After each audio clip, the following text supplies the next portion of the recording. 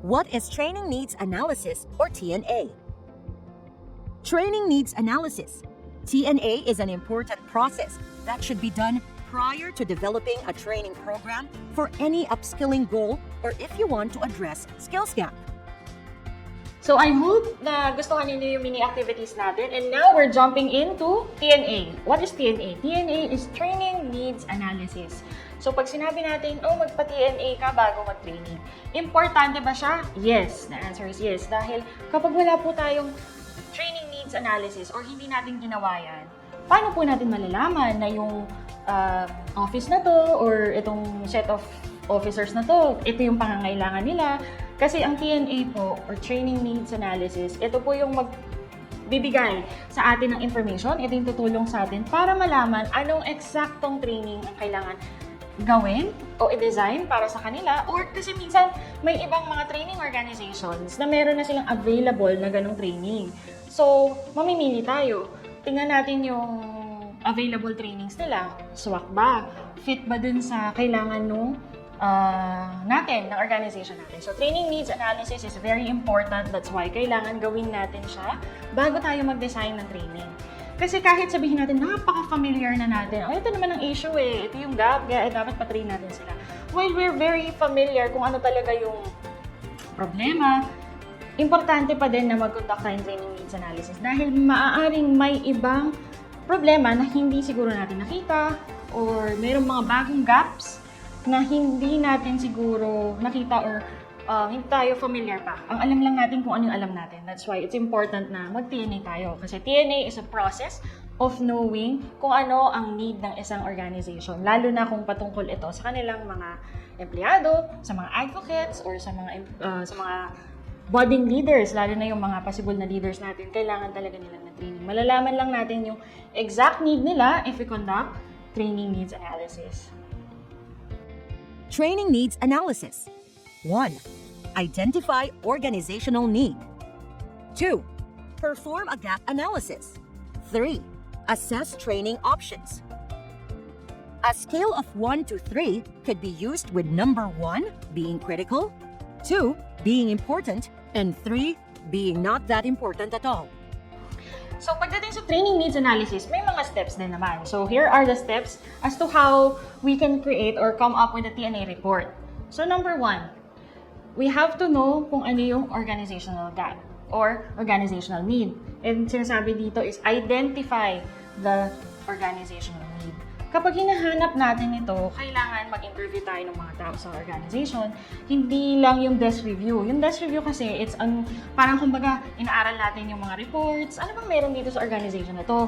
Bakit kailangan nilang mag-training? Bakit iniisip nilang magpa-training? Ba't iniisip nilang magpa-design ng training? So, bukod sa desk review, we also have to talk to important people in the organization. Pwede tayong kumausap ng supervisors, ng mga undersecretary siguro, mag-perform tayo ng interview to identify the organizational need. Tsaka may iba pa kasing mga report na tungkol sa organization na doon din tayo makakuha ng information na, ito yung performance ng organization nila last year. Parang mahina sila sa ganitong portion, sa ganitong point. So, we need to make sure na ma-pick up natin yon kasi magiging part yan ng TNA natin. Kasi we really need to identify and understand ano yung organizational need. And then number 2, perform gap analysis. Kadugtong naman yan ng pag-identify.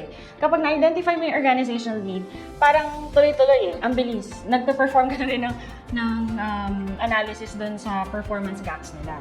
So, dito, i-analyze mo na, kaya pala hindi naman nakakapag-deliver itong tao na to kasi may problema pala siya sa ganitong skill. Yun yung mga possible na pwede mong ma-analyze upon identifying the organizational need, tapos i-connect mo siya doon sa pag-perform naman ng gap analysis. Kasi kailangan natin ma-connect. Bakit hindi nagagawa yung ganito? Hindi na-deliver ng isang empleyado yung ganito? Or yung, let's say, yung advocate, hindi niya nagagawa to. Bakit kaya? Anong problema doon sa advocate? Baka kulang sa skills? Kulang ba siya ng training pa sa ganitong mga bagay? Let's say sa rights of disabilities, hindi niya pa kabisado, kaya hindi niya magawa yung pinapagawa ng isang organization sa kanya. So, yung 1 and 2 na step ng TNA, doon tayo magkakaroon ng analysis na, kaya pala kailangan natin silang bigyan ng training or mag-design ng training for them kasi ito yung identify nating problem. So, sobrang related yung 1 and 2. Number 3, assess training options. Ano yung mga training options natin? Madami talaga yung pwedeng pagpilian ng kumpanya na training options. Hindi lang yung kagaya na sinabi ko kanina. Sa iba kasing mga training institutions, meron na silang mga ready courses na pwede mong pamilian. Doon na lang natin dadalhin yung, it's either yung mga advocates or yung employees, doon na lang natin sila dadalhin na, okay, ito yung i-take ninyo na training. Pwedeng ganun, or pwede rin naman na yung mismong organization ang mag-design ng training. Kasi for sure, many organizations have their own training team or yung tinatawag na L&D, Learning and Development Team. Pwedeng sila mismo ang mag-design ng training program. So, assess your options. After assessing the options, at saka lalo na pag na-identify nyo na ano ba yung training needs na kailangan or pag na-assess nyo na kung ano yung gaps at saka ano yung organizational need. So, pag nag-assess kayo ng training option, kailangan gumamit kayo ng parang, hindi naman siya framework talaga, pero meron scale. Yung critical, yung not important at all, tsaka important. Ano ang pwede mong i-rating? Kasi pwede kasi sa pag-TNA mo, may possibility na lumabas dyan. Ay, ang dami palang kailangan. Ang dami palang kailangan ipatrain dito, hindi lang yung inaakala ko initially. So, kung maraming lalabas dyan, na parang, dapat matrain ka dito. Tapos itong topic na to, matrain ka rin ulit dito. Tapos isa pa. So, pwede kasing ganon na maraming lumabas. But, may budget concerns tayo, may budget restrictions, depende kasi. Kasi when you organize a training at pagpapapunta ka ng tao sa training, number 1 concern talaga dyan, budget. Well, hindi lang naman budget. Marami pang ibang factors na kinoconsider. Isa lang yon. So, subukan mo maglista. Ano ba yung mga gusto mong training para sa mga advocates or sa mga God focal points natin or God focal persons? Ano yung mga gusto natin para sa kanila? So, sa list na magagawa mo, subukan mong bigyan ng rating. 1, being critical. Number 2, as important. And number 3, as not important at all. Tignan mo kung alin dyan yung magpo-fall na critical, alin ang magpo-fall dyan na important based sa assessment mo. And you can also consult your fellow trainers. Baka naman meron din silang insight na kung ano ang mas critical, ano ang mas importante. Kasi, syempre, kapag parang may na-identify tayong critical, yun talaga kailangan natin i-prioritize para maging training agad ng mga taong gusto natin padala doon. So, yung importante rin naman, pero baka sila yung next. Sila yung next set of topics or gaps na i-address ng training. So, magkakaroon tayo ng leveling. Kaya it's important na marunong tayo mag-rating or ma-assess natin alin ang critical, alin ang not so important, and ano yung important. Factors to consider in assessing training options. 1. Solution to the problem. 2. Cost of training. 3. Return on investment. Factors to consider in assessing training options. 4. Legal compliance. 5. Time. 6. Remaining competitive. So, let's go to the factors naman ng assessing options for training. May mga factors tayong dapat i-consider kapag na-assess na natin yung training options natin. Number 1, solution to the problem. And number 2, yung cost of training. So, sa solution for the problem, kailangan ma-determine natin pag itong training na napili natin or na sa tingin natin gusto nating gawin na training, solution to the problem kaya siya. Kasi kailangan mag-match yun. Yung sinasabi ko kanina sa discussion natin na pag na-identify natin yung gaps and yung organizational need, we need to make sure na hindi tayo basta nagpapatraining lang or dinadala lang natin yung mga tao sa training. Kailangan, alam natin na yung particular training na yun, match siya doon sa kailangan ng tao. Kumbaga, yun yung sinasabing solution to the problem. Number 2 is cost of training. Pagdating naman sa cost of training, alam ko, it's always a budget issue. And I know, isa din to sa mga kinakonsider nyo, iniisip ninyo. But, come to think of it, ganun kasi talaga eh. Parang wala namang training na walang cost. So ngayon, pwede kayong mag-decide para medyo naman tayo, makatipid, pwedeng virtual training. Para majority of the budget would go for the best trainer you can hire, di ba? Kasi you want the best for your employees and for the advocates or for the God focal person. So, pwedeng virtual. If we decide naman na face-to-face, syempre, mas iba yung budget niyan, lalaki yung cost ng training. And, hindi po natin pwedeng kalimutan yung sa cost ng training pa din. Part po kasi ng preparation natin sa training, hindi lang po yung pagbabudget ng ano yung babayad na sa trainer, sa venue. Kailangan po may provision sa budget dun sa cost na tungkol sa needs ng persons with disabilities. Kailangan po kasi ito sa preparation natin. So, kailangan may puwang or may space sa cost para doon. Kasi we need to identify prior to the training ano yung mga kakailanganin nila or ano yung mga kailangan nila na may cost equivalent. So, we need to make sure hindi natin makalimutan yan as we prepare. Number 3, return of investment or ROI. Mas kilala natin siyang ROI. Sa private sector, definitely merong return of investment yan. Kasi kapag nape-perform na ng employees, kung sino man yung pinadala nila sa training, at nape-perform na yung bagong skills, nasa-serve na yung purpose kung bakit sila pinatraining. So, in return, meron talaga silang profits or return of investment nga na sinasabi. Paano naman, crazy? Nasa government kami. O di kaya NGO kami. So, paano yung ROI namin? Di ba wala na kaming ROI? Meron pa rin po kayong ROI. Ang return of investment natin doon may not be in a form of money or may not be a form of profit. Hindi yung sa kinita na money or pera. Ang return of investment natin dyan, if let's say sa government, it's our moral obligation to our citizens. Kumbaga, na-fulfill natin yung required sa atin, yung kung ano yung mandate natin na bibigay natin sa citizen, na i-deliver natin. Pag nagawa natin ng maayos yun na po yung return of investment natin kasi nga meron tayong moral obligation sa ating mga citizens. Especially kung let's say nakagawa na tayo ng tinatawag na fully inclusive training, na talagang yung persons with disability nandun na-include sila, kasama sila, at nakaprepare tayo ng maayos sa mga pangangailangan nila during training, okay na okay po yun. At pagka nakita natin na talagang nag-develop sila, nakuha nila yung skills at nape-perform nila, ROI na po yun sa atin, sa government. Kasi we're not a profiting organization like, diba, private sector. Sa mga NGOs naman, meron tayong mga programs, diba, for persons with disabilities. So, if ganito, ang ROI natin dyan is kamusta yung results? Ano ang result nung program na yun?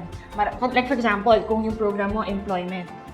So, ilan sa mga na-refer natin sa mga partner companies natin yung nagkaroon ng work, natanggap sa work, masasabi naman natin na ROI yun ng project. Kasi ito na-achieve natin yung results na gusto natin. So, ang ROI po may not be in a form of money. So, tandaan po natin yun na hindi lang po private sector ang pwede magkaroon ng ROI. Number 4, legal compliance. So, sa training natin, maaari kasing it's a form of parang refresher. So, addressing skills gap. For example, meron tayong pinadala sa isang training na kailangan hindi na ulit malagay ang business natin dahil dinemanda tayo ng persons with disabilities kasi yung mga crew natin, yung mga staff natin, discriminate sila na nag-a-apply sila sa atin or nung sumali sila doon sa program natin na in-invite natin yung public, hindi natin sila sinali, nung pumunta sila, etc. etc. So, ang daming, sabihin na natin na nagkaroon talaga ng legal battle or legal issue. So, setting aside yung usapin ng legal na kung natuloy ang litigation o hindi, pwede kasing address ng training yung skills gap na to ng mga crew or ng mga staff. Pwede natin silang ipadala sa isang training para ma-train naman sila ulit. Ano ba yung rights na dapat aware sila para hindi sila nakaka-discriminate? So in that case, maaayos natin yung potential legal issue na maaring kasangkutan ng ating staff or ng advocate by making sure na alam nila yung dapat nilang alam. At yung training yung makakatulong sa atin, lalo na kung i-refresh yung kanilang skills and memory about rights and other things that they need to comply with na nasa aspetong legal. Number 5, time. Pagdating sa time, marami tayong pwedeng i-consider dyan. Hindi lang po yung time ng training, ha? I-consider din po natin yung pull out. Kasi for example, sa government, hindi po tayo pwedeng maghatak ng tao, tara, halika, magpa-training tayo, or isasama kita sa training. Hindi po ganun basta-basta tayo naghahatak. Kasi kailangan natin i-analyze also gaano katagal yung training. So, kung ganito katagal yung training, ganito katagal din silang mawawala kasi ipo-pull out natin sila. So, yung mga advocates naman, dahil medyo hindi sila nasa isang lugar or hindi sila sa isang office lang. Kasi kunyari, maraming disability advocates yung i-invite mo. You have to understand also that they also have other things to do or marami silang ibang ginagawa, marami silang ibang work. So you have to consider their time as well. So lahat ng time element, kailangan po natin i-analyze, tignan. Kasi for example, ilang oras po ba yung pwede natin gugulin kung face-to-face po yung training? Pull out po yung mga tao pagka ganun. Eh kung virtual naman po yung training natin, medyo pull out siya, pero hindi tayo magkakaroon masyado ng concern sa logistics kasi ang pinakakailangan natin dito, yung platform na gagamitin natin, kailangan talaga nating malaman kung gaano katagal kasi kahit naman nasa virtual yan, kakain pa rin naman ng oras. So, in that case, kailangan talaga natin i-analyze lahat ng time elements kasi pag hindi, baka hindi rin maging successful yung training natin. So, since maraming pwedeng makaing oras, hindi lang dun sa pinaka-actual training, pati dun sa mga taong gusto nating papuntahin sa training, kailangan talaga nating isipin kung paano talaga natin mababalanse yung time. For example, pag pinull out mo nga yung empleyado, meron siyang hindi ma-accomplish for the day. Kapalit mong pagpunta niya sa training. Okay naman yun, pero kailangan pa rin talagang balansehin yung oras. Sa advocates, ganun din. Hindi sila located sa isang office. Iba-iba yung mga location ng advocates natin. Pag kinuha natin sila lahat for training, isipin din natin na kailangan din, maaral din natin kailan kaya yung best time na makuha natin sila dahil marami rin silang work. Whether virtual or face-to-face po yung gusto nating training. Kaya we need to really strike a balance pagdating sa pag-iisip ng time. Hindi lang kasi siya yung actual time ng training, pati po nung pull-out. Number 6, remaining competitive. Sa private sector, madalas natin narinig yung competitive advantage, kailangan mas magaling talaga sila dun sa competitor nila. Paano yun? Kung ang question natin, paano yung sinasabing remaining competitive sa NGO, sa advocacy, sa government? Pwede naman yun. Hindi naman natin sinasabi na meron kayong competitor, pero yung remaining competitive or competitiveness ay masasalamin kapag mas advanced tayo pagdating sa knowledge, mas strategic tayo sa policy making and program development, mas doon natin masasalamin yung competitiveness na hinahanap natin. So, ang mga training kasi, kagaya nung na-mention ko sa earlier topics natin sa Module 1, ano ba ang reason? Bakit nga ba tayo nagpapatraining or dinadala sa training? Una, again, dinadala natin ng tao sa training or pinapatrain natin ng isang tao para ma-address yung current gaps. Yung isa naman, na reason kung ba tayo magpapatraining or dinadala sila sa training, para ma-advance yung skills nila kasi ready na sila for bigger role, bigger responsibility, for more challenging tasks, ganyan. So, dito makikita yung competitiveness na sinasabi sa number 6. So, sa atin, sa government, as advocates, as God-focal persons, dapat talaga mas advance yung knowledge natin. Kasi dito tayo mas makakagawa ng mas magagandang policies, programs, lalo na yung sinasabing strategic advantage, mas makakaisip tayo ng mga mas creative na pamamaraan para ma-address yung disability inclusion and gender inclusion all together kasi nga may intersectionality sila, di ba? So, yun. Kaya kailangan talaga natin ng competitive advantage or remaining competitive talaga tayo sa field na to, lalo na sa gender and disability inclusion. Kasi hindi pa ganun karami yung nakakaalam nito at maaaring tayo na nauna na matrain sa mga bagay na ito. Tayo yung may competitive advantage as of the moment. So, tayo yung mas makakatulong pa sa iba't ibang local communities kung nasaan tayo to advocate further.